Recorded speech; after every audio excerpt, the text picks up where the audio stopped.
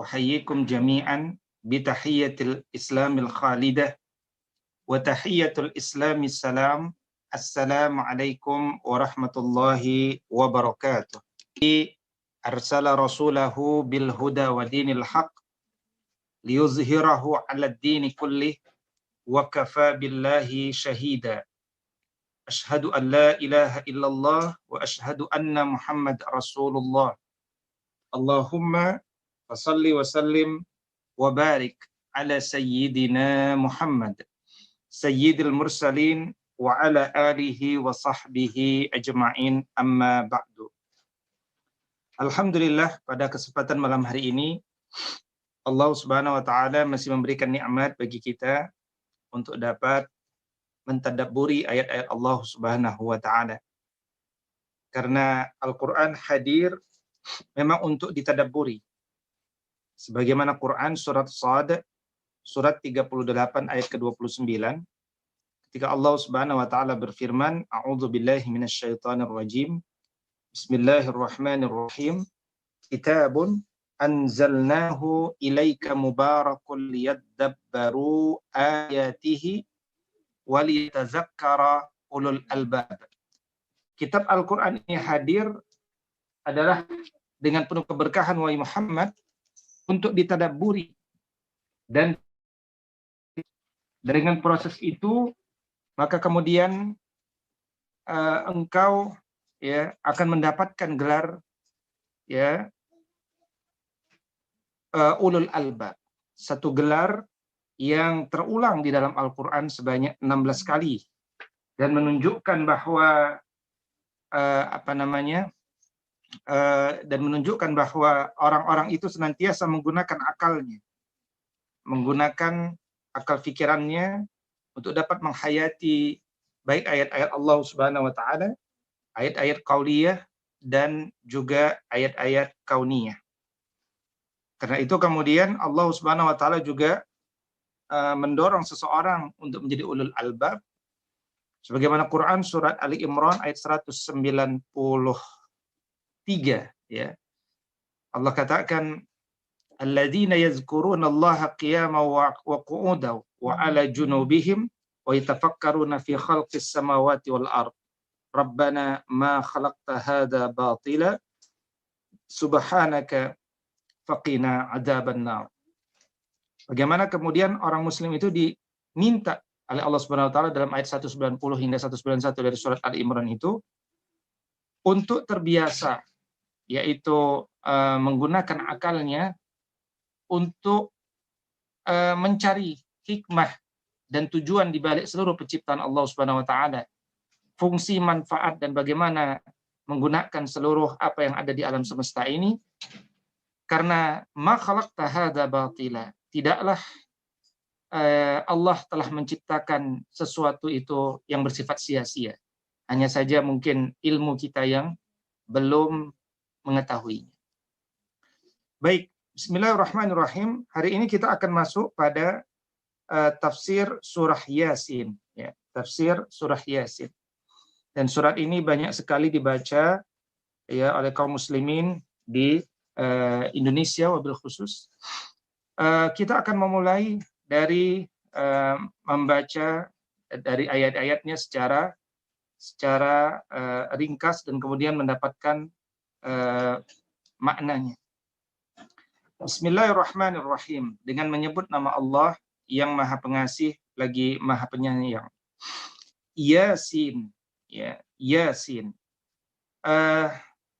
Setiap surat-surat yang diawali dengan huruf-huruf muqatta'ah ini telah diterangkan sebelumnya, ya, bagaimana kemudian para ulama tidak bersepakat dengan apa makna di balik huruf-huruf muqatta'ah ini.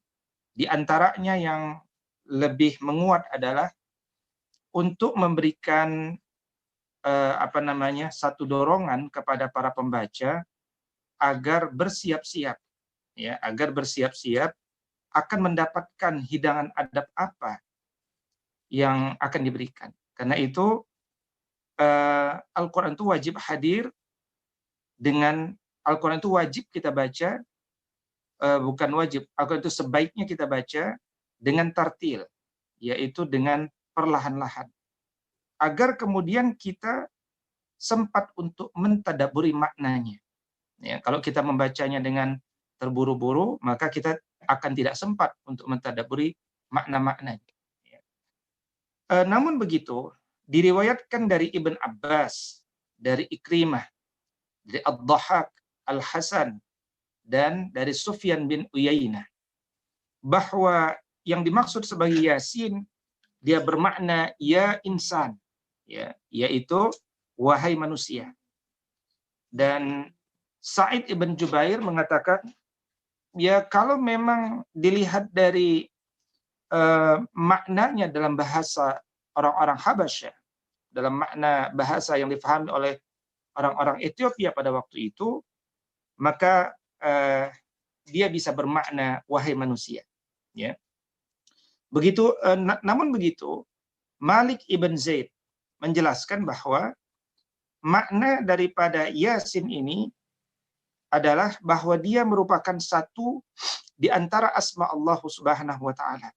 Ya, wallahu a'lam mana yang kemudian dapat lebih layak kita pilih. Namun kemudian kita hendaknya mengetahui ragam pendapat dalam masalah ini. Wal Qur'anil Hakim, dan Al-Qur'an yang penuh dengan hikmah. Yaitu apa? Al-Qur'an yang muhkam, yang bermakna Al-Quran ini tidak memiliki kebatilan sedikit pun, baik di awal maupun di akhir. Al-Quran ini memang hadir untuk memberikan hikmah yang banyak kepada kita, memberikan bimbingan yang banyak kepada kita. Karena itu kemudian tidak mungkin bimbingan itu mengandung kebatilan. Karena batil itu mengandung kesia-siaan. Sebaliknya, lawan daripada kata batil dalam Al-Quran adalah kebenaran. Dan Allah Subhanahu wa taala mengatakan, "Famaga ba'dal haqqi illa dhalal." Apalagi sesudah kebenaran kecuali kesesatan. Liyuhiqqal haqqa wa yubtilal batil. Walau, dan demikianlah Allah tunjukkan yang benar itu benar dan yang batil itu batil. Karena itu kemudian Al-Quran itu datang dengan kebenaran. Makanya orang yang mengkaji Al-Quranul Karim, orang tersebut akan justru semakin yakin. Ya, bukan justru semakin ragu. Dia akan datang semakin yakin. Ya, karena itu Allah katakan, Al-haqqu mir rabbika. Kebenaran itu dari Rabbmu. Fala takunanna minal mumtarin. Jangan kalian jadi ragu. Jadi adab itu kalau ditegakkan dengan benar, kemudian seorang yang bersih jiwanya membaca kebenaran, dan kebenaran itu datang sebagai sumber hidayah bagi orang bertakwa, maka harusnya orang itu akan menjadi semakin yakin, bukan semakin tidak yakin. Ya. Berikutnya, disebutkan bahwa innaka laminal mursalin. Innaka, sesungguhnya engkau. Siapa itu? Wahai Muhammad. Ya. Laminal mursalin, sungguh merupakan salah seorang daripada utusan-utusan Allah Subhanahu wa taala. Dan seorang utusan Allah Subhanahu wa taala itu dia pasti ala siratim mustaqim. Dia pasti berada di atas jalan yang lurus. Maka ayat ini dibaca oleh para ulama untuk menegaskan bahwa Nabi Muhammad SAW adalah berada dalam syariat yang benar, dalam agama yang benar, dalam jalan yang lurus. Sebagaimana kemudian ketika kita selalu berdoa, dan itulah inti daripada suratul Fatihah, 7 ayat yang diulang-ulang, intinya ada pada ayat yang ke-6 itu. Ketika kita berdoa, ihdinas siratal mustaqim. Tunjuki kami jalan yang lurus, jalan yang senantiasa membuat kami istiqamah di jalan Allah Subhanahu wa taala, maka jalan inilah jalan yang mudah-mudahan kita senantiasa fokus untuk meraihnya. Bagaimana Nabi SAW sampai dengan teknik visualisasinya menggambarkan di atas padang pasir, wa anna hadza sirati mustaqiman fattabi'uh. Inilah jalan yang lurus itu, maka fokus untuk meraihnya. Wala tattabi'us subula fatafarraqa bikum an sabilih. Jangan kau ikut jalan-jalan yang lain, jalan-jalan yang hanya akan membuatmu jauh dari keistiqomah di jalan Allah Subhanahu wa taala. Tanzilal Azizir Rahim. Al-Qur'an ini adalah wahyu dari Allah. Maka dia diturunkan oleh Allah Al-Aziz Ar-Rahim. Dari Allah yang Maha Perkasa lagi Maha Bijaksana. Dia adalah tuntunan dari Allah Subhanahu wa taala. Dia hadir sebagai sesuatu yang didatangkan dari Allah. Jadi harus jelas ketika disebutkan al-haqqu mir rabbika. Kebenaran itu dari Rabbmu. Ya, berarti kebenaran itu dengan seluruh standarnya telah didatangkan di bumi ini. Dalam bentuk apa? Dalam bentuk Al-Qur'an. Banyak orang yang mengatakan kebenaran itu milik Allah. Al-haqqu inda rabbika. Nah, itu enggak ada dalilnya. Dalil yang menjelaskan al-haqqu mir rabbika. Kebenaran itu dari Rabbmu. Karena itu orang itu hadir jangan nunggu hidayah. Dia harus belajar isi Al-Qur'an itu agar mendapat sumber hidayah itu. Zalikal kitabul la raiba fihi hudal lil muttaqin. Dia hadir untuk menjawab doa-doamu itu yang selalu mengulang-ulang ayatnya, yaitu ihdinas siratal mustaqim. Berikan kami petunjukmu agar senantiasa berada di jalan yang lurus ini. Karena itu kemudian doa itu harus diikuti dengan kecintaan kita dalam mentadaburi ayat-ayat Allah Subhanahu wa taala.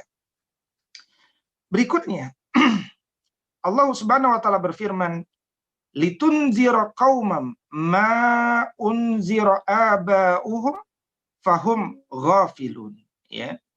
Bahwa kemudian Al-Qur'an ini hadir di antara makna Al-Qur'an itu adalah, atau di antara kalau di antara makna Al-Qur'an ya terkait dengan ayatnya Tanzilal Azizir Rahim.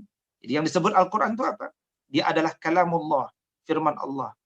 Al-Mu'jiz, yaitu mukjizat terbesar Nabi sallallahu alaihi wasallam. Al-Munazzal ala qalbi Muhammadin sallallahu alaihi wasallam. Dia diturunkan ke dalam apa? Ke dalam jiwa Nabi Muhammad sallallahu alaihi wasallam. Al-Manqulu bitawatur. Dia dibacakan terus-menerus dengan mutawatir. Al-Muta'abbadu bitilawatihi, dan membacanya pun bernilai ibadah. Membacanya pun bernilai ibadah. Jadi diturunkan oleh Allah Subhanahu wa taala. Nah, apa fungsi Al-Qur'an itu diturunkan? Di dalam ayat ke-6 ini disebutkan bahwa Al-Qur'an hadir agar kita dapat memberikan peringatan kepada kaum yang bapak-bapak mereka, kauman ma unzira aba'uhum, kepada bapak-bapak yang kepada bapak-bapak mereka yang belum pernah diberikan peringatan. Ya, fahum ghafilun. Maka wajar kalau mereka kemudian lalai. Maka seharusnya ketika telah diberikan peringatan, orang itu akan berubah dari kelalaiannya menjadi kepada keyakinannya. Nah, siapa yang dimaksud dengan litunzira qaumam ma unzira aba'uhum?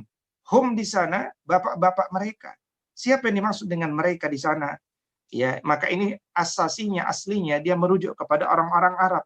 Ya, karena orang-orang Arab dulu belum pernah datang kepada mereka seorang pemberi peringatan sekalipun sebelum Nabi Muhammad sallallahu alaihi wasallam.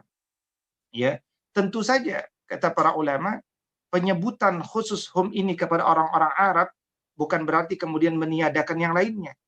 Ya, sebagaimana kemudian kalau Al-Qur'an menyebutkan sesuatu kepada sekelompok manusia, bukan berarti orang lain tidak mengambil pelajaran yang lainnya. Ya, tetapi kemudian misalkan qul ya ayyuhan nas inni rasulullahi ilaikum jami'a. Ya, misalkan ketika Nabi SAW mengatakan, wahai manusia, sesungguhnya aku itu utusan Allah kepada kalian semua. Nabi berkata kepada orang Arab, kepada kalian semua. Tapi bukan berarti Nabi kemudian hanya berdakwah kepada orang-orang Arab semata. Tapi juga dia ayat-ayat yang khusus awalnya diturunkan, tapi bermakna umum untuk kapanpun dan siapapun manusia. Maka kemudian Allah Subhanahu wa taala pun mengatakan, laqad haqqal qawlu ala aktsarihim fahum la yu'minun. Ya, laqad haqqa, sungguh telah pasti berlaku yaitu ketetapan Allah. Laqad haqqa, maka sungguh benarlah, yaitu al-qaulu, perkataan Allah Subhanahu wa taala, ala aksarihim, atas kebanyakan mereka. Ya. Al-Imam Ibn Jarir At-Tabari rahimahullah taala menafsirkan ayat ini bahwa azab Allah Subhanahu wa taala telah dipastikan atas mereka. Laqad haqqa. Ya, jadi ayat ini berkaitan dengan peringatan yang disampaikan kepada orang-orang Arab pada awalnya. Bagaimana kemudian Allah memberikan peringatan, dan bahasa memberikan peringatan dikaitkan dengan nerakanya Allah Subhanahu wa taala. Karena itu sebagian besar mereka kalau tetap bertahan pada kekufuran mereka, maka Allah Subhanahu wa taala akan menetapkan perkataannya. Allah tidak pernah berdusta dan tidak pernah tidak menetapkan apa yang telah dijanjikannya. Dan karena itu Allah telah menetapkan hal ini semua di Lauhil Mahfuz, bahwa sebagian daripada orang-orang Arab itu tidaklah beriman kepada Allah Subhanahu wa taala, fahum la yu'minun. Berikutnya kemudian di ayat yang ke-8 Allah Subhanahu wa taala berfirman, inna ja'alna fi a'naqihim aghlalan fahiya ilal azqani fahum muqmahun. Sesungguhnya kami telah memasang belenggu di leher mereka, lalu juga belenggu di tangan mereka, di mana tangan mereka diikat sampai ke dagu. Ya, maka karena itu kemudian akhirnya mereka pun terpaksa tertengadah. Ya, terpaksa tertengadah. Ya, kenapa? Karena cara mengikatnya seperti itu. Ya, jadi bagaimana kemudian Allah Subhanahu wa taala ya membuat perumpamaan seperti ini, satu kepastian dari Allah Subhanahu wa taala kepada orang-orang yang celaka, dalam pengertian tidak sampai pada petunjuk, tidak mau meraih petunjuk Allah Subhanahu wa taala. Ya, sehingga kemudian orang yang tidak mau meraih ya hidayah itu sama seperti orang-orang yang lehernya dibelenggu. Ya, dan tangannya disatukan dengan lehernya dalam belenggu itu, sehingga kepalanya pun terangkat dan dia tidak dapat berbuat sesuatu apapun. Maka disebutkan fahum muqmahun. Fahum muqmahun. Al-muqmah ini bermakna orang yang terangkat kepalanya. Al-muqmah itu bermakna orang yang terangkat kepalanya. Ya, sebagaimana misalkan kalimat ini pernah dipakai oleh Ummu Zari'. Ketika Ummu Zari' mengatakan, aku minum dengan menengadahkan kepalaku. Maka maksudnya adalah ya dia minum hingga kenyang dengan menengadahkan kepalanya sehingga air pun menyegarkannya. Nah, ini dalam penggunaan bahasa ya. Tetapi sudah dapat cukup kita maknai sebagai perumpamaan dari Allah Subhanahu wa taala kepada orang yang tidak mengikuti petunjuknya, seperti mereka yang mengikatkan tangannya ke arah dagunya dan kemudian pun dia terangkat sehingga dia sulit untuk melakukan sesuatu ya. Karena itu kemudian ya namun begitu perlu juga kita ketahui beberapa pendapat yang lain. Misalkan Al-Imam Al-Aufi, beliau telah meriwayatkan dari Bahrul Ulum, yaitu Ibn Abbas radhiyallahu taala anhu, bahwa yang dimaksud dengan ayat ini yakni adalah tangan mereka terikat ke leher mereka, itu bukan juga sekedar perumpamaan, tapi juga kiasan ya, tapi juga semacam kiasan yang menunjukkan bahwa mereka itu tidak mau berbuat kebaikan. Jadi tangan mereka itu diikat. Kalau disuruh kebaikan, mereka nggak mau berbuat kebaikan. Ya, tangan mereka itu terkunci. Lebih senang ya mengunci tangan mereka sendiri. Artinya mereka tidak mendapatkan hidayah untuk berbuat kebaikan. Ya, atau juga Mujahid, seorang tabi'in, mengatakan bahwa ayat ini mereka menengadahkan kepalanya, sedangkan tangan mereka diletakkan di mulut mereka dan mereka terbelenggu tidak mendapatkan kebaikan apapun. Jadi bagaimana kemudian hidayah Allah Subhanahu wa taala berupa Al-Qur'an ini, kalau dia dibaca, maka justru akan mendorong pembacanya ya menjadi orang-orang yang nafi'un li ghairihi. Jadi orang-orang yang bermanfaat bagi orang lain. Ya, bukan hanya bermanfaat bagi dirinya sendiri, tapi juga bermanfaat bagi orang lain, ya. Berikutnya, waja'alna min baini aidihim sadda wa ja'alna min baini aydihim sadda, dan kami jadikan di hadapan mereka yaitu satu penghalang, satu dinding, dan juga di belakang mereka juga ada penghalang, ada dinding, ya. Jadi kata Mujahid, seorang tabi'in tadi, kata beliau, dinding itu menutupi mereka dari memahami kebenaran. Akhirnya mereka menjadi orang yang bingung, ya, yang kemudian Qatadah mengatakan orang itu berada di dalam kesesatan. Ya. Inilah di antara penyebab kemunduran umat Islam. Kalau cara belajar kita dan metode belajar kita keliru, maka bukan malah mendapatkan keyakinan di atas kebenaran, tapi malah meragukan kebenaran dan dan membenarkan keraguan. Ya, meragukan kebenaran dan membenarkan keraguan. Ya, inilah kenapa orang itu sebut sebagai confused. Dia bingung, ya, sehingga kemudian dia tidak tahu apa hakikat kebenaran itu. Fa'agshaynahum, ya, fa'agshaynahum. Ya, firman Allah Subhanahu wa taala, dan kami tutup mata mereka, ya, yaitu kami tutup mata mereka dengan yaitu daripada kebenaran. Ya, jadi kalau kita baca kembali ayat ke-9 ini, wa ja'alna min baini aidim sadda wa min khalfihim sadda fa'agshaynahum. Ya. Jadi kemudian kami tutup mata mereka. Jadi double layer, ya. Begitu jauhnya dia dari hidayah, ya, diberikan dinding di belakang dan di depan dan di belakang mereka. Kemudian mata mereka pun ditutup dari kebenaran. Jadi sudahlah mata mereka ditutup dari kebenaran, ya, bagian depan dan belakang mereka pun ditutup daripada kebenaran. Fahum la yubsirun, maka mereka pun tidak dapat melihat.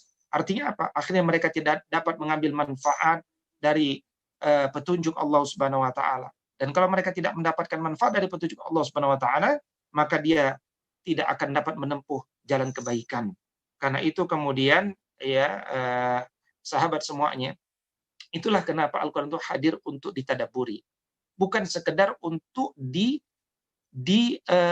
ditilawah maknanya saja. Bukan hanya sekedar tilawah lafaz, ya, tapi juga tilawah makna. Bukan saja ditadarusin di bulan Ramadan dalam pengertian membaca ayat-ayatnya saja, tetapi juga karena kita orang Indonesia ini, kalau kita tidak pahami kandungannya, maka kita tidak akan mendapatkan inspirasi, ya, poin-poin, prinsip-prinsip ilmu. Ya, kalau begitu kita nggak akan menemui kebaikan. Maka berapa sering pun kita mengkhatamkan Al-Quran, maka belum tentu kita menempuh jalan kebaikan berbasiskan Al-Quran. Karena kita tidak paham. Karena itu memahami Al-Quran, dia wajib hukumnya. Ya. Antum boleh tidak hafal Al-Quran, tetapi antum memahami Quran. Maka itu sudah menjadi jalan engkau disebut sebagai sahibul Quran. Tapi kalau engkau menghafal Al-Quran, tapi engkau tidak paham isinya dan tidak beramal, tidak menempuh jalan kebaikan bersama Al-Quran yang engkau hafal itu, maka engkau belum bisa disebut sebagai sahibul Quran, sahabat Al-Quran. Karena itu kemudian, ya, Allah Subhanahu wa taala menjelaskan kepada kita bagaimana kemudian kita harus sampai pada hakikat kebenaran. Ya, harus sampai pada hakikat kebenaran. Ya, jangan sampai menjadi orang-orang di masa lalu yang tertutupi daripada kebenaran. Misalkan biasanya kisah yang sering diangkat untuk mengomentari ayat-ayat ini adalah kisah seperti Abu Jahal. Ya, bagaimana Abu Jahal ini, ya, kenapa disebut Abu Jahal? Ya, karena namanya aslinya Abul Hakam. Ya, tapi bapak kebijaksanaan, tapi menjadi Abu Jahal.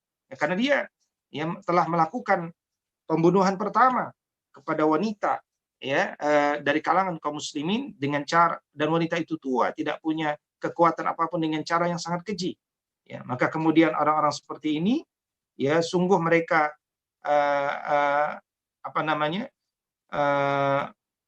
sungguh mereka kemudian akan mendapatkan balasan yang setimpal. Kemudian Allah Subhanahu wa taala melanjutkan dalam ayat yang ke-10, ya. Wasawa'un 'alaihim a'anzartahum am lam tunzirhum la yu'minun. sama saja bagi mereka apakah diberikan peringatan ataukah tidak diberi peringatan, la yu'minun, mereka tidak akan beriman, ya. Karena apa? Karena Allah telah menetapkan kesesatan atas diri mereka. Ya, karena itu tidak ada lagi manfaat bagi mereka ketika orang itu telah berada dalam kesesatan, ya, dan karena itu mereka tidak akan terpengaruh oleh peringatan. Bahkan Nabi Shallallahu Alaihi Wasallam sendiri, bukan kita. Nabi Shallallahu Alaihi Wasallam sendiri yang memberikan peringatan kepada mereka, tidak berdampak dan bermanfaat sama sekali. Jadi sekualitas Nabi tidak lagi memberikan manfaat kepada mereka. Kalau Allah sudah menetapkan, ya, bahwa mereka tidaklah orang-orang yang mendapatkan peringatan. Ya, hal ayat seperti ini, ya, senada dengan makna, misalkan dalam Al-Quran surat Yunus, ayat ke-96 hingga ayat ke-97. Ketika Allah Subhanahu wa taala mengatakan, innal ladzina haqqat 'alaihim kalimatu rabbika la yu'minun walau ja'atuhum kullu ayatin hatta yarawul 'adzabal alim. Sungguh orang-orang yang telah tetap, ya, telah pasti terhadap mereka kalimat dari Allah Subhanahu wa taala, maka tidaklah mereka akan beriman. Meskipun datang kepada mereka segala macam penjelasan, ya, yang masuk akal, yang logis, yang seharusnya mudah difahami, tapi mereka tidak akan mengimani itu hingga nanti datang azab yang pedih kepada mereka, barulah kemudian mereka mau untuk beriman. Tapi pada saat itu tentu sudah tidak ada lagi manfaat iman mereka. Kemudian Allah Subhanahu wa taala mengatakan, innama tunziru manittaba'a dzikra. Sesungguhnya kamu ini hanya memberikan peringatan kepada orang-orang yang mau mengikuti peringatan. Innama tunziru, sesungguhnya engkau ini memberikan peringatan manittaba'a dzikra, kepada siapapun orang-orang yang mau mengikuti az-zikra, peringatan, ya. Karena orang-orang yang mengambil manfaat ini adalah orang-orang yang beriman, ya. Makanya orang-orang yang senantiasa mengambil zikra dari Al-Qur'an ini, terus-menerus orang tersebut akan menjadi ahlu zikir, ya. Ingat Allah Subhanahu wa taala pernah mengatakan, fas'alu ahla dzikri in kuntum la ta'lamun. Bertanyalah kalian kepada ahlu zikri kalau kalian tidak tahu. Karena semakin lama orang itu membaca Al-Qur'an dengan kefahaman, mentadabburi, mengharapkan ridha Allah Subhanahu wa taala, akan bergeser status keilmuannya. Yang tadinya dia jahil, akalnya cerdas, tapi dia tidak kenal Allah Subhanahu wa taala, orang itu sebut jahil. Ketika dia belajar di Al-Qur'an ini, maka dia akan bergerak dari jahil menjadi alim, orang yang tahu. Nah, orang alim ini, ya, bisa dibaca dalam dua hal. Orang alim, dia akan menjadi amil, ya, yaitu pengamal ilmu, dan kelak nanti dia bisa menjadi muallim, yaitu pengajar atau penyebar ilmu. Ada juga bisa dilihat dari cara yang lain. Seorang alim, kalau dia terbiasa terus mentadabburi ayat-ayat Allah Subhanahu wa taala, maka orang ini akan menjadi fahim, orang yang faham mendalam. Dan orang yang terbiasa memahami mendalam, orang ini bisa disebut sebagai faqih, ya, faham yang sangat mendalam. Itu kira-kira karir orang-orang penuntut ilmu itu, mulai dari jahil menjadi alim, menjadi fahim, menjadi faqih. Nah, proses dari jahil menjadi faqih ini tentu bukan proses yang sebentar. Ini tulus zaman, waktu yang panjang. Ya, proses ini disebut sebagai proses tafaqquh. Tafaqquh, Quran surat At-Taubah 122. Dan tafaqquh yang utama adalah tafaqquh fid din, ya, belajar dalam masalah agama ini, ilmu-ilmu fardhu ain ini. Karena itu kemudian, ya, Allah Subhanahu wa taala, Nabi sallallahu alaihi wasallam pernah mengatakan, man yuridillahu bihi khairan yufaqihu fid din. Barang siapa yang orang itu dikehendaki kebaikan, maka orang itu akan dijadikan faqih dalam beragama. Karena itu kemudian berharaplah kepada Allah Subhanahu wa taala agar dimudahkan untuk memahami agama. Tetapi ada syaratnya kalau engkau ingin dimudahkan untuk memahami agama ini. Kata Yusuf bin Al-Husain, bil adabi tafhamul ilm. Dengan adab engkau akan mudah memahami ilmu. Banyak orang belajar Al-Quran sekedar ingin tahu, tapi tidak dihadirkan adabnya.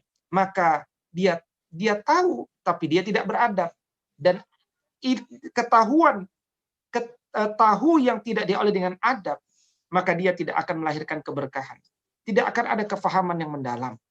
Tidak akan ada dorongan-dorongan amal variatif yang luas. Ya, karena itu kemudian ulama dulu selalu dalam berinteraksi dengan ilmu seperti Al-Quran ini, selalu mereka di atas cahaya iman, mereka tegakkan adabnya. Jadi iman itu mereka perkuat sebelum Al-Quran, sebagaimana Abdullah ibn al-Mubarak mengatakan, kami dulu belajar Al-Quran, disodori pelajaran iman lebih kuat dulu sebelum kami masuk pada pelajaran Al-Quran. Tapi ketika mereka sudah siap menegakkan belajar ilmu Al-Quran, maka mereka diajarkan bagaimana adab-adab berinteraksi kepada Al-Quran. Di antara karya yang bisa kita rujuk dalam masalah ini, misalkan karya dari Al-Imam Nawawi rahimahullah ta'ala yang berjudul At-Tibyan fi Adabi Hamalatil Quranil Karim, yaitu penjelasan tentang bagaimana menegakkan adab-adab dalam berinteraksi dengan Al-Quranul Karim. Dan itu yang disebut sebagai az-zikra, yaitu menjadi orang-orang yang alim. Tentu saja kita ini menuntut ilmu bukan untuk mendapatkan posisi dipanggil sebagai seorang ulama, bukan, ya. Tetapi untuk menjadi alim. Karena kalau kita alim, maka kita bisa menjadi seorang amil yang dapat bergerak di atas ilmu yang kita miliki. Itu yang paling utama. Nah, kalau kita bergerak di atas ilmu, maka mudah-mudahan amal-amal yang kita kerjakan adalah amal-amal yang diridhoi oleh Allah Subhanahu wa taala. Sebagaimana doa kita misalkan di dalam Quran surat Al-Ahqaf surat 46 ayat 15. Allah katakan, ya hendaknya di antara doa orang itu adalah wa an a'mala salihan tardahu. Dia dapat beramal soleh, bukan amal fasid, amal soleh. Nah, dia harus tahu apa amal soleh, mana amal fasid. Karena itu ada standarnya, ada standar amal soleh, ada standar amal fasid. Nah, tapi berikutnya bukan sekedar orang itu beramal soleh, tapi yang lebih penting daripada itu adalah wa an a'mala salihan tardahu, yaitu amal soleh itu adalah amal yang diridhoi oleh Allah Subhanahu wa taala. Karena itu kemudian berbahagialah, ya, berbahagialah. Allah katakan fabashshirhu bimaghfirah, ya, berikanlah kabar gembira, ya, berupa ampunan dari Allah Subhanahu wa taala kepada orang-orang yang kemudian menjadi ahlu zikir, ya. Maka dia harus senang hadir dalam hilaquz zikir, halaqah zikir, ya. Di innama tunziru man ittaba'a dzikra wa khasyar rahmana bil ghaib fabashshirhu bimaghfirati wa ajrin karim, ya. Sesungguhnya engkau itu hanya memberikan peringatan kepada orang yang mau memberikan peringatan, wa khasyar rahman, dan dia akan tunduk kepada Rabb yang maha penyayang, ya. Fabashshirhu bimaghfiratin wa ajrin karim, maka kemudian dia mendapatkan kabar gembira dan ampunan dari Allah Subhanahu wa taala, ya, mendapatkan ampunan dari Allah Subhanahu wa taala. Karena itu wa khasyar rahmana bil ghaib, wa khasyar rahmana bil ghaib. Inilah ciri orang itu adalah ahlu zikr. Kenapa kita diminta untuk beragama ini dengan metode bersama ulama? Ya, kembali kepada para ulama. Fas'alu ahla zikri. Karena ahlu zikri itu adalah punya sifat ketundukan. Kata Allah Subhanahu wa taala, innama yakhsyallaha min ibadihil ulama. Orang yang tunduk kepada Allah Subhanahu wa taala itu adalah para ulama. Maka fabashshirhu, ya, ay khasyar rahmana bil ghaib. Orang itu tunduk, ya, kepada Allah Subhanahu wa taala, ya. Orang itu kemudian tunduk kepada Allah Subhanahu wa taala karena dia tahu, ya. Karena dia tahu, bil ghaib ini adalah makna yang penting baik untuk kita pahami, ya. Bil ghaib ini adalah sesuatu kefahaman bahwa Allah itu ada, Allah itu eksis. Meskipun idrakul hawas, yaitu panca indera kita itu tidak mampu, ya, untuk secara empirik melihat langsung Allah Subhanahu wa taala. Tapi itulah tantangan pertama orang-orang bertakwa.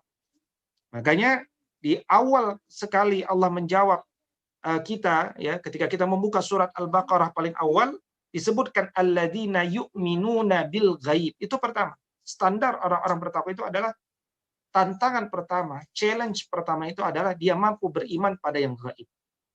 Ya, kalau kemudian karena banyak prinsip dasar ini gaib, bahwa Allah itu ada, itu gaib.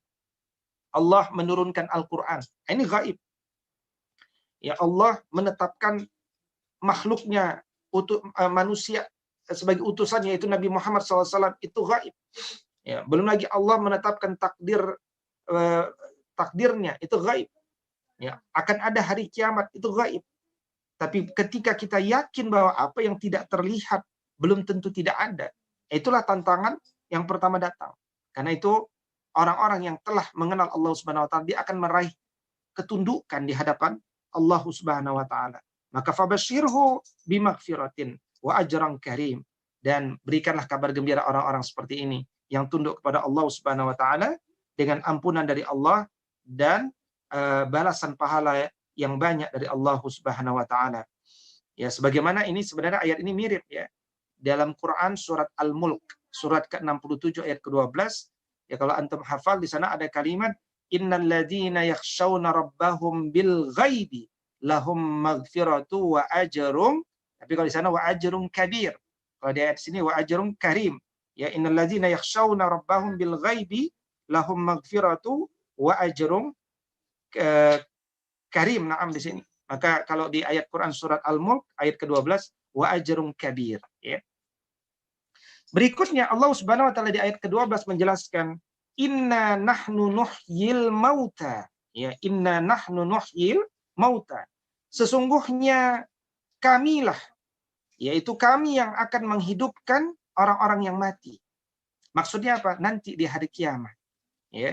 Jadi di dalam makna ayat ini terkandung isyarat yang jelas yang menunjukkan bahwa Allah Subhanahu wa taala dapat menghidupkan ya jiwa orang-orang yang dikehendakinya dari kalangan orang-orang kafir yang hatinya telah mati karena kesesatan, maka Allah akan memberikan petunjuk kepada mereka ya, dan ini juga di antara makna yang lain ya. Jadi inna nahnu nuhyil mauta, maka ini bisa dimaknai dalam dua perkara. Yang pertama, bahwa kemudian nanti di hari kiamat, yaitu orang-orang yang mati akan dihidupkan kembali, tapi juga terkandung isyarat dalam ayat ini bahwa orang-orang yang mati dalam pengertian hatinya mati, qalbunya mati, kalau Allah berkehendak, Allah yang akan hidupkan mereka kembali sehingga akhirnya mereka keluar daripada jalan kematian itu, kematian hati, jalan kesesatan, dan akhirnya kemudian Allah memberikan petunjuk kepadanya.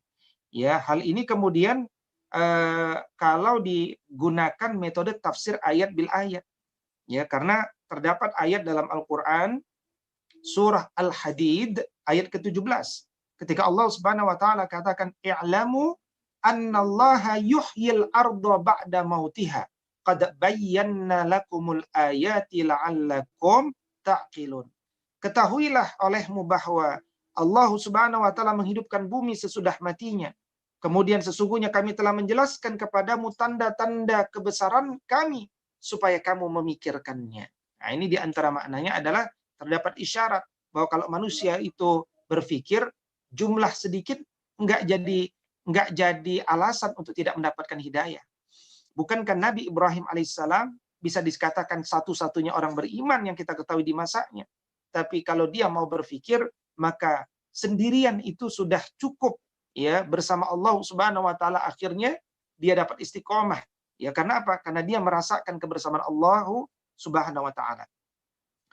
Nah, maka kemudian ya kalau secara zahir dia ditafsirkan sebagaimana Allah Subhanahu wa taala yaitu menghidupkan kembali orang-orang yang telah mati nanti di hari kiamat, wa naktubu ma qaddamu wa asarahum, ya. Wa naktubu ma qaddamu, dan kami pun menuliskan apa yang telah mereka kerjakan.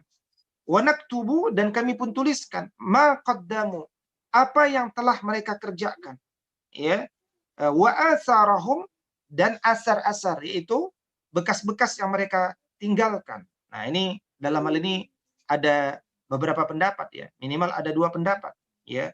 Yaitu pendapat pertama adalah bahwa Allah Subhanahu wa taala akan mencatat semua amal-amal yang telah mereka kerjakan, begitupun jejak-jejak mereka yang dijadikan suri tauladan ketika mereka tiada. Ya, maka kami pun membalas amal perbuatan itu. Ya, kalau amal perbuatan itu baik, maka balasannya baik. Tapi kalau amal itu buruk, maka balasannya buruk. Maka inilah yang disebutkan oleh Nabi Shallallahu Alaihi Wasallam, man sanna fil Islam sunnatan hasanatan, kana lahu ajruha wa ajru man amila biha min ba'dihi min ghairi an yanqusa min ujurihim syai'a.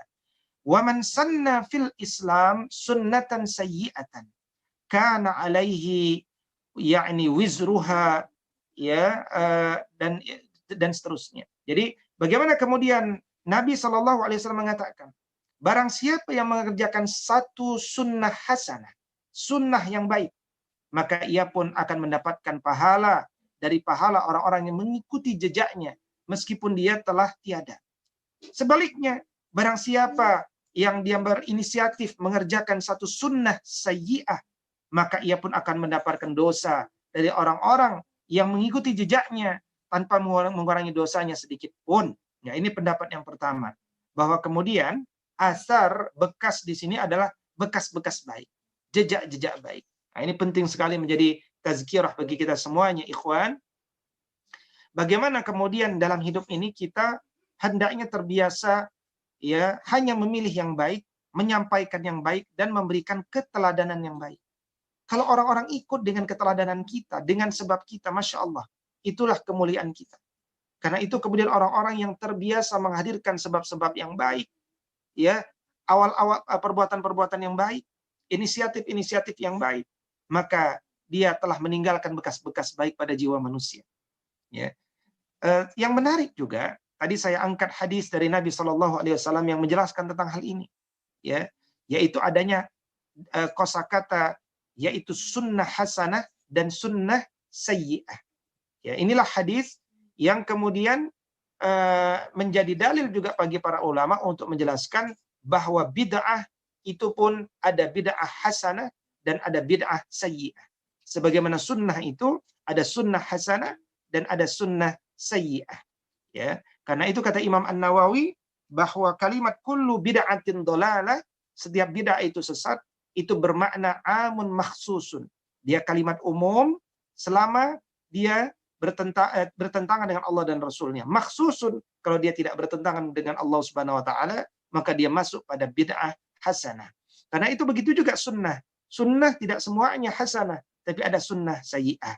Ya, karena itu perilaku-perilaku manusia yang membiasakan perbuatan-perbuatan buruk, ya. Misalkan di bulan Ramadan, misalkan kita hendaknya memperkuat dengan i'tikaf, ya, mengkaji Al-Qur'anul Karim. Tapi kemudian antum misalkan di wilayah antum, ya, di tempat tinggal antum, orang lain sedang i'tikaf, ya, orang lain sedang berzikir kepada Allah, antum berinisiatif melakukan aktivitas-aktivitas baru. Misalkan apa? Belum pernah dilakukan, yaitu antum melakukan konser misalkan.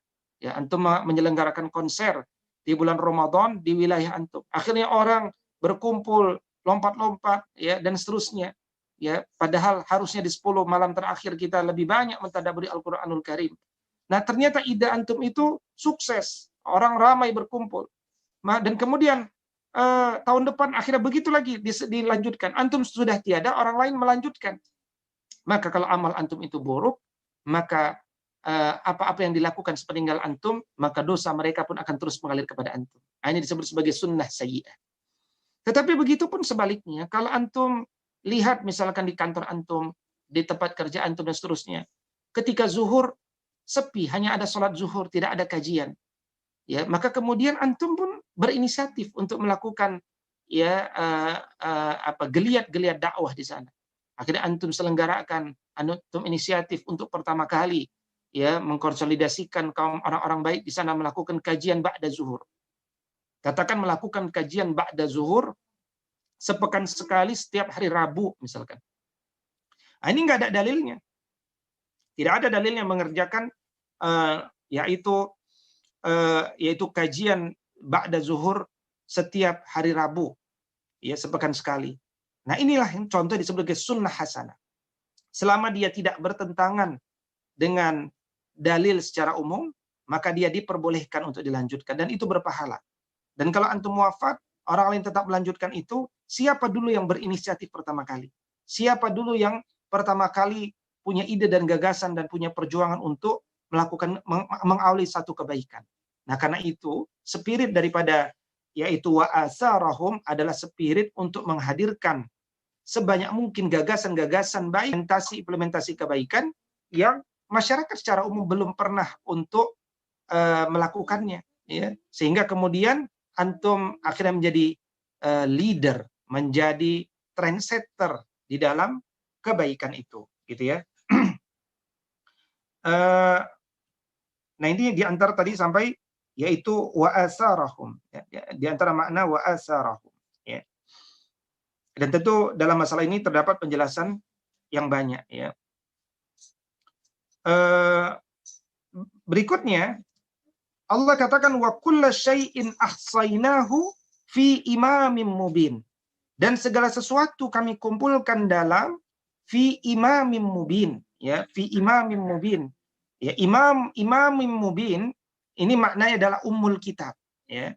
Maka segala sesuatu itu telah kami rinci lebih tepat yaitu di Lauhil Mahfuz, ya, telah kami tulis di dalam imamin mubin, dalam kitab ya yang jelas, yaitu yang rinci, yang selalu isinya tepat, yaitu di Lauhil Mahfuz, ya.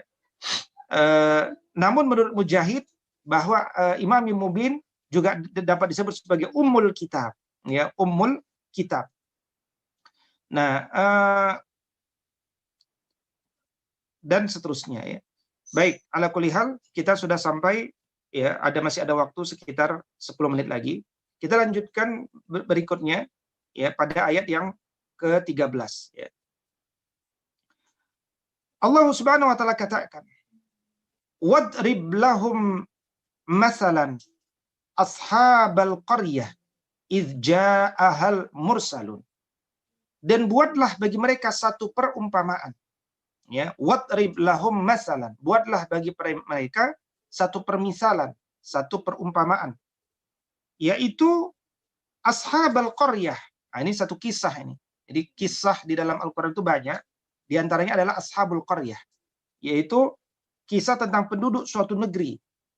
Ya, idja'aha, ketika datang kepada mereka al-mursalun, yaitu utusan-utusan, ya, datang kepada mereka. Iz arsalna ilaihim, ketika kami utus kepada mereka itsnain, dua utusan, ya, fakadzabuhuma, tapi malah mereka mendustakan kedua utusan ini. Fa'azzazna bisalis, maka kami pun kuatkan mereka dengan utusan yang ketiga. Faqalu, maka mereka pun berkata, inna ilaikum mursalun. Utusan yang ketiga ini berkata, kami ini orang-orang yang diutus kepada kalian. Jadi udah 3 utusan yang datang. Ya, qalu ma antum illa basyarum misluna wa ma unzilar rahmanu min syai' in antum illa takdzibun. Tapi mereka menjawab, lah kamu ini kan tidak lain hanyalah manusia seperti kami. Dan Allah Subhanahu wa taala yang Maha Pemurah tidak menurunkan sesuatu pun. Ya, kamu itu sebenarnya cuma mengarang-arang. Kita ini sama-sama manusia. Kok bisa kalian itu mengaku sebagai utusan Allah? Ini kan sebenarnya sama, mirip dengan ketika Nabi SAW ya mengikrarkan dirinya dalam dakwah jahriyah bahwa beliau adalah seorang utusan Allah Subhanahu wa taala. Pamannya sendiri Abu Lahab mengatakan, "Bagaimana kami bisa beriman kepada manusia yang kemudian masa kecilnya kami tahu, main-mainnya kami tahu, berada di pelukan kami, di mainan kami, kok tiba-tiba dia mengaku sebagai rasul?" Ya, kalaulah yang datang itu malaikat kami percaya. Kalau dia manusia, nggak percaya kami. Nah, itu sebenarnya di antara alasan-alasan yang sama ya terhadap mereka. Maka qalu rabbuna ya'lamu inna ilaikum lamursalun. Mereka berkata, Rabb kami mengetahui bahwa sesungguhnya kamilah orang-orang yang betul-betul diutus kepada kalian. Wa ma 'alaina illal balaghul mubin.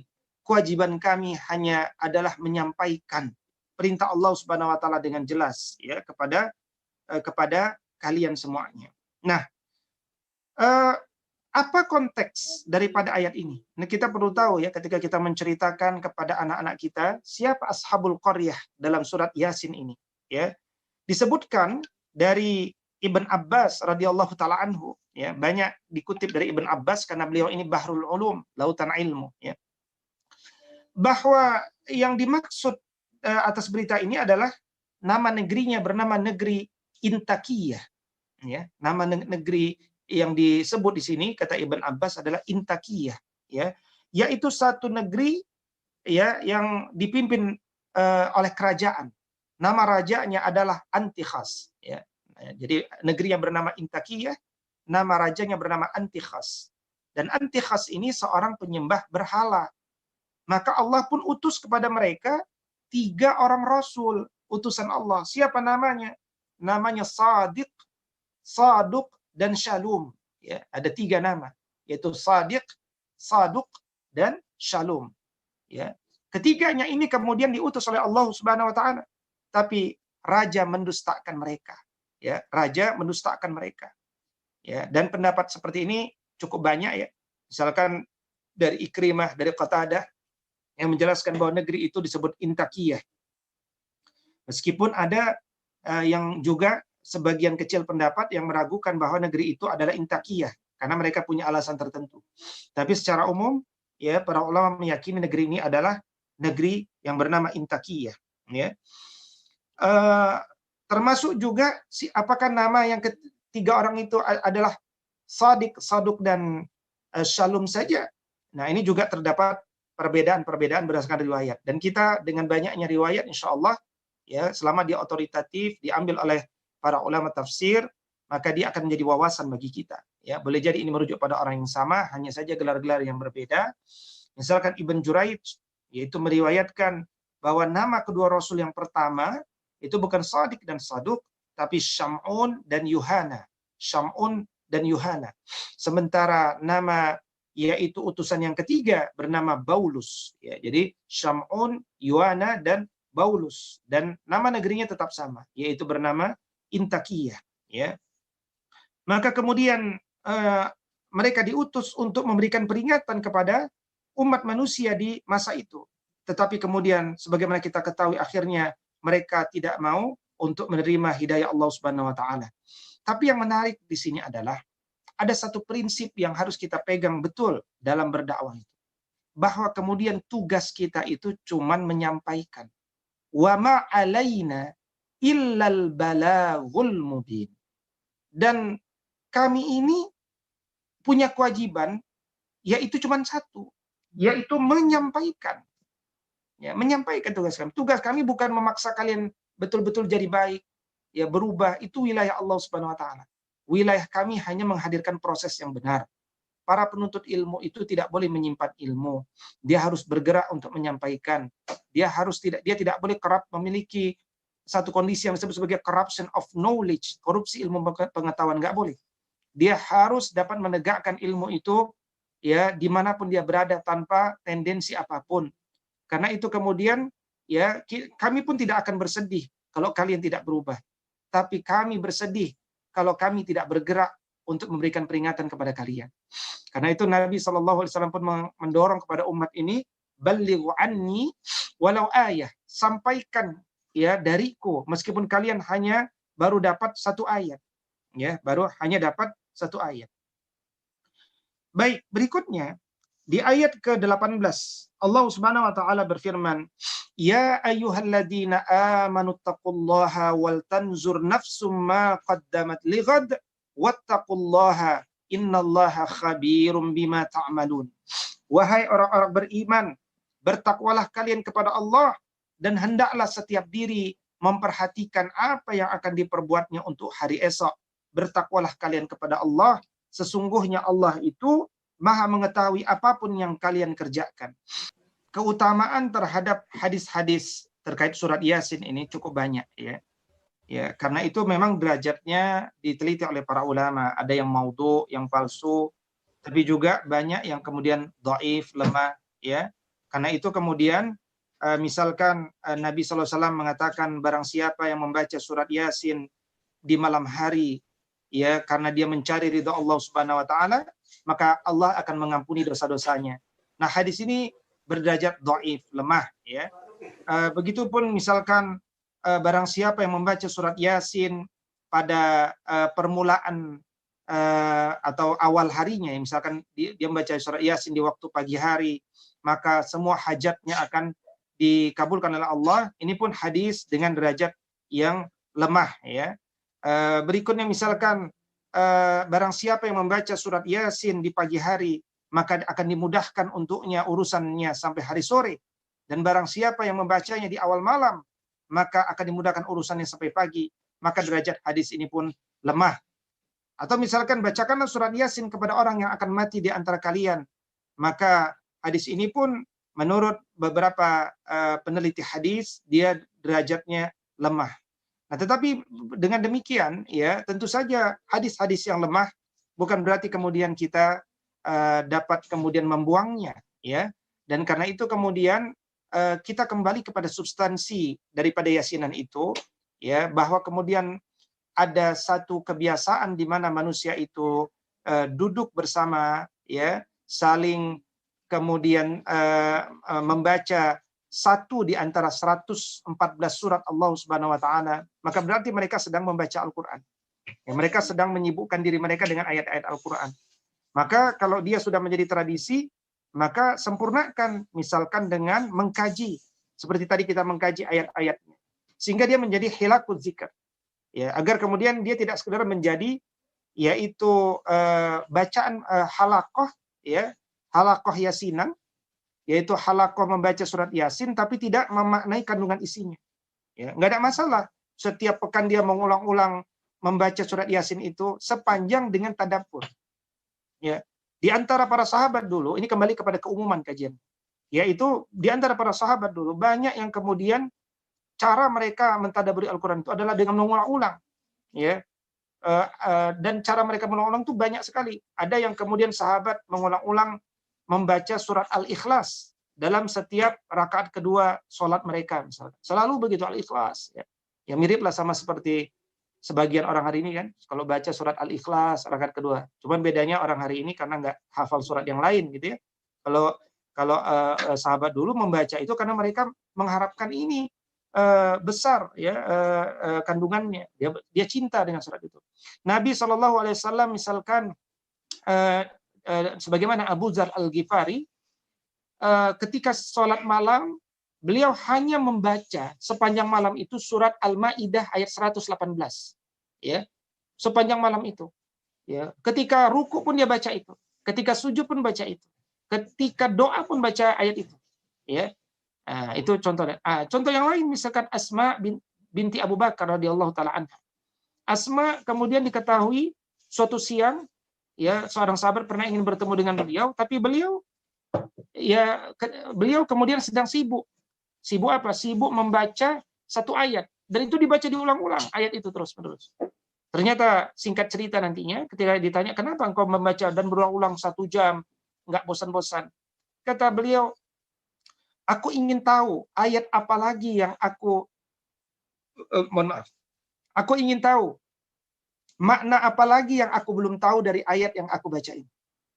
Belajar tafsir udah, orang Arab dia orang Arab, sahabat Nabi dia sahabat Nabi, sahabiah Nabi. Tapi kemudian banyak di antara mereka mengulang-ulang ayat untuk mencari apa lagi ya pelajaran yang dapat kami ambil dari ayat ini, gitu ya. Jadi dalam prinsip halaqah zikirnya nggak ada masalah. Dalam prinsip kemudian berulang-ulangnya setiap pekan nggak ada masalah. Yang masalah itu adalah kalau kita mengulang-ulangnya tanpa ada pemahaman. Karena orang-orang dulu mengulang-ulang, Nabi mengulang-ulang membaca dengan tartil itu supaya paham. Asma binti Abu Bakar mengulang-ulang supaya paham. Ya. Dan orang ada sahabat mencintai baca surat Al-Ikhlas berulang-ulang karena dia paham dari surat itu. Nah, kalau kita mengulang-ulang satu tradisi karena tidak paham, tentu yang harus kita perbaiki adalah kefahamannya. Nah, kalau kemudian nanti mereka sudah paham, mereka sudah senang dengan surat Yasin ini, sudah mengerti, maka mungkin suatu ketika mereka ingin ganti dengan surat yang lain, ya nggak ada masalah. Mungkin, ayo kalau begitu pekan depan kita ganti jadi Fatihahan, ya, atau Al-Baqarahan, ya. Akhirnya setelah setahun akhirnya membaca surat Al-Baqarah, nggak ada masalah. Bagian daripada dakwah yang belum selesai, agar kemudian orang yang penting berkumpul disibukkan dengan Al-Quran yang baik, maka itu juga dapat membangun silaturahim kepada orang-orang di sekitarnya, nggak ada masalah. Insya Allah selalu dapat kita sikapi dengan kebaikan. Dakwah ini membaca, ya, membacakan ayat-ayat Allah, membacakan bahasa Arab. Tadarus, ya, dari kata darosa, ini bermakna belajar. Jadi tadarus itu ya belajar Al-Quran, ya. Tadarus itu belajar Al-Quran. Kemudian ada istilah tadabbur. Nah, ini tadabbur ini puncak, ya, puncak daripada apa yang diperintahkan Allah. Jadi Allah jelas memerintahkan tadi ya Bu, dalam Quran surat Shad, surat 38 ayat ke-29, kitab Al-Quran ini diturunkan Allah untuk ditadabburi. Tujuannya apa? Supaya orang itu paham. Apalagi orang Indonesia. Orang Indonesia itu nggak paham. Ada seseorang yang kami kenal baik, beliau sampai kepada kami, dia katakan, Ustadz, kami ini sudah khatam Quran Ustadz hari ini, alhamdulillah, yang ke-313. Alhamdulillah. Ya. Tapi kemudian saya ingatkan, apakah kemudian Bapak, mohon maaf, sudah mencoba memahaminya? Enggak, Ustadz. Emang perlu ya? Perlu, karena kita ini orang Indonesia. Kalau orang Arab baca Al-Quran, dia bisa punya keutamaan sambil ngerti. Kita belum tentu ngerti, Pak. Jadi coba sempatkan membaca, tadabbur. Ya.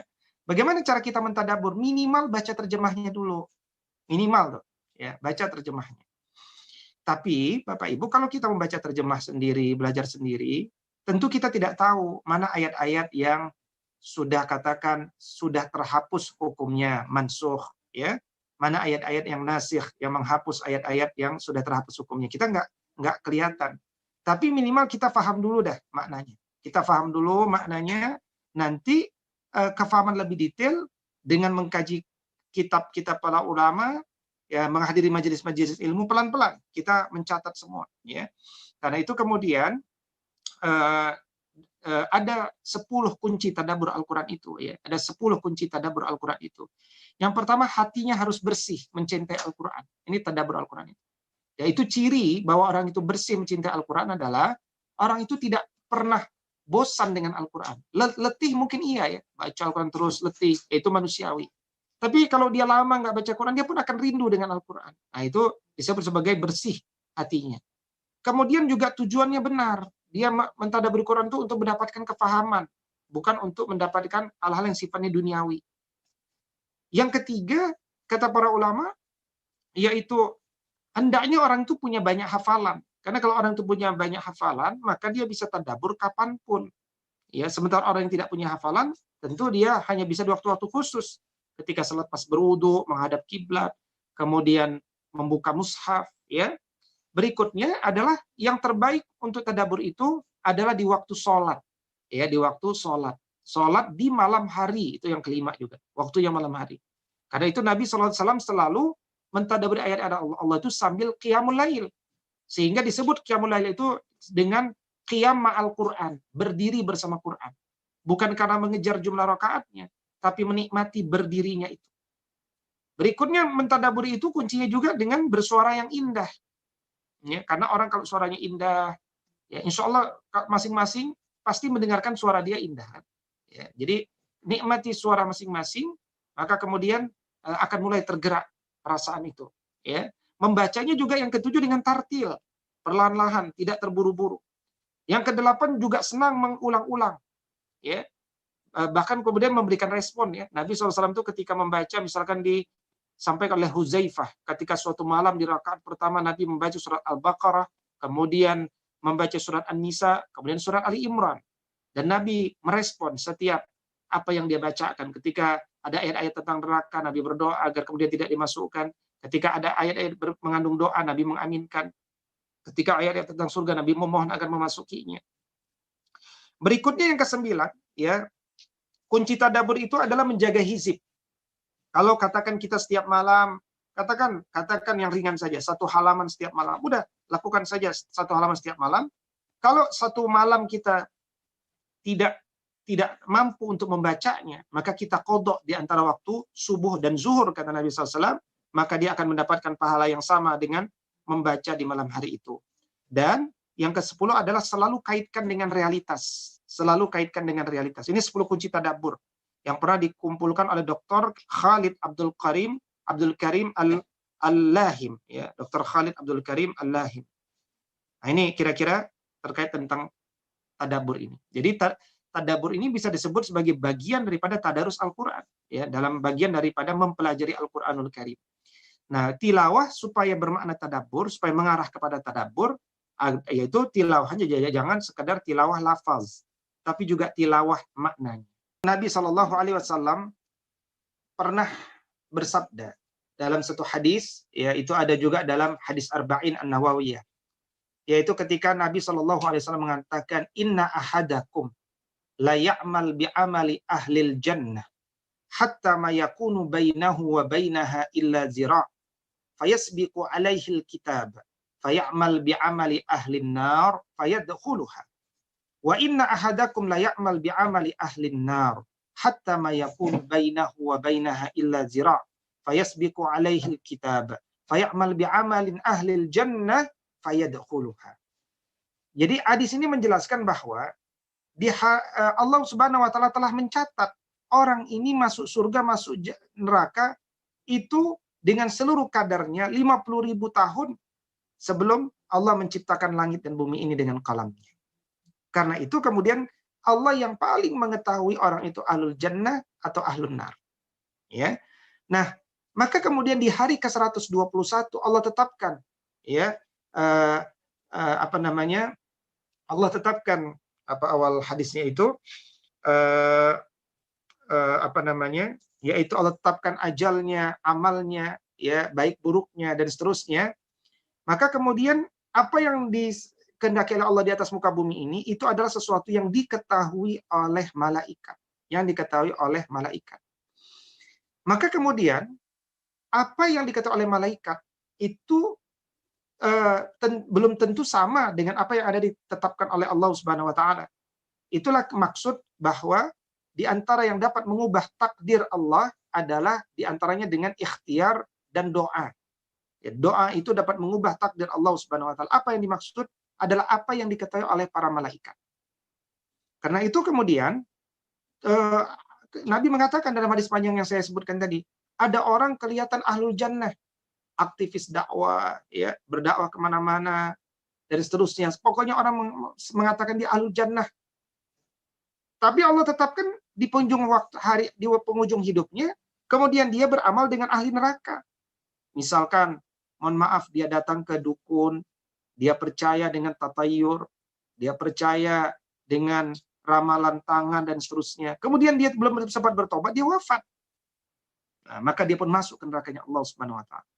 Tapi jangan buru-buru menghukumi juga orang-orang yang kelihatan ahlu neraka hari ini. Wah, dia nih kayaknya nggak pernah sholat, yang nggak pernah baca Quran, nih kayaknya ahlu neraka dia nih. Nah, itu nggak boleh kita. Ya, karena kalau Allah berkehendak, ya sebagaimana para sahabat mulia dulu, ada orang yang menguburkan anaknya hidup-hidup, ada yang membunuh sahabat yang banyak seperti Khalid bin Al-Walid, berapa banyak sahabat yang telah dia bunuh. Juga kemudian ini. Tapi kalau Allah berkehendak, datang hidayah, masa lalu.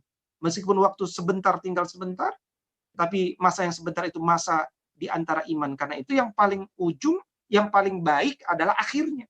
Agama ini selalu mengatakan yang terbaik itu adalah akhirnya, penutupnya, bukan awalnya. Ya, tapi kan kita nggak tahu kapan akhirnya. Nah, kepada ibu penanya juga saya ingin menyampaikan bahwa kalau ditanya apa ya ciri-ciri orang itu ahlul jannah hari ini, nah itu tentu tidak ada dalil yang banyak dalam masalah ini kecuali hanya satu ayat untuk ciri ahlul jannah dan satu ayat untuk ciri ahli neraka. Cuman itu saja saya kira yang secara jelas dapat dikaitkan dengan pertanyaan-pertanyaan yang mungkin terkait ya. Kalau ditanya misalkan siapa ahli neraka itu? Nah, Ibu dapat melihat dalam Quran surat Al-Insyiqaq. Ya, tentu ini sudah dihafal ya, juz 30.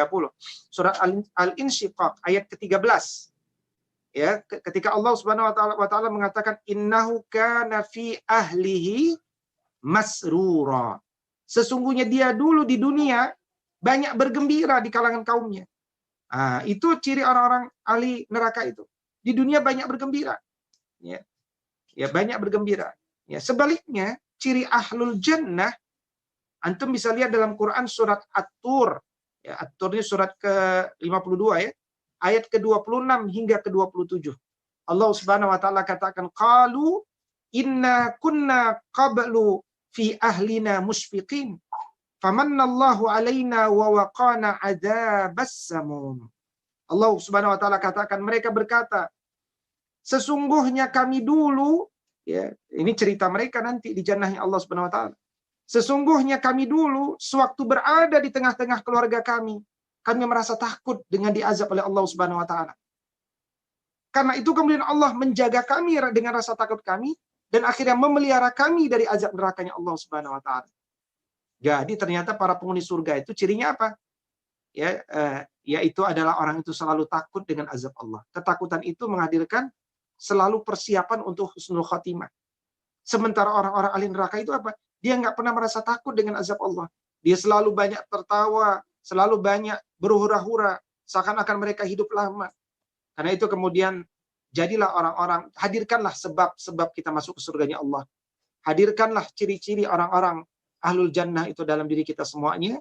Mudah-mudahan Allah Subhanahu wa taala memberikan ketetapan yang baik untuk kita semuanya dan Allah kumpulkan kita di jannahnya Allah Subhanahu wa taala. Amin ya Allah ya rabbal alamin. Aqulu qawli hadza wa astaghfirullah li wa lakum wallahu muwaffiq ila aqwamit thariq. Tsumma assalamu alaikum warahmatullahi wabarakatuh.